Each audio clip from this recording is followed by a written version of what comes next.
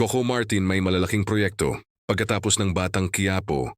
Matapos ang matagumpay na pagtakbo ng FPJ's Batang Quiapo, hindi muna magpapahinga si Coco Martin dahil may nakalinyang 2 major film projects na tiyak na aabangan ng publiko.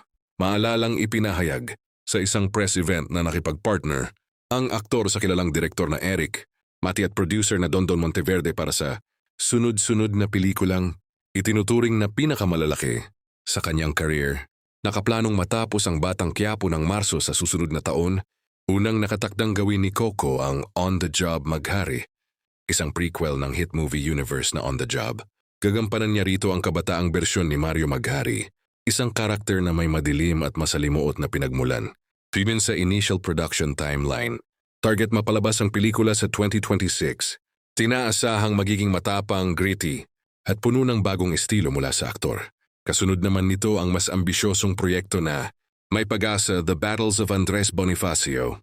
Dito, bibigyang buhay ni Coco ang bayaning, revolusyonaryo na si Andres Bonifacio sa isang malawakang historical action. Film na nakatakdang i-release sa 2027. Tinuturing itong isa sa biggest undertakings ng trio ni Coco, Mati, Monteverde dahil sa lawak ng production at pangkulturang halaga ng kwento. Para kay Coco Martin, malaking hakbang ang mga proyektong ito dahil magbibigay ito ng panibagong direction sa kanyang career, lalo na sa pelikula.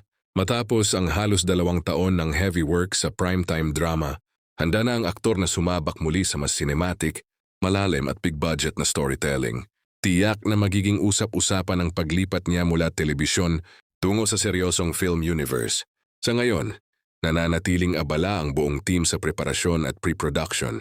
Bagamat nakatuon pa rin si Coco sa pagtatapos ng Batang Quiapo, malinaw na puno na ang susunod na kabanata ng kanyang career.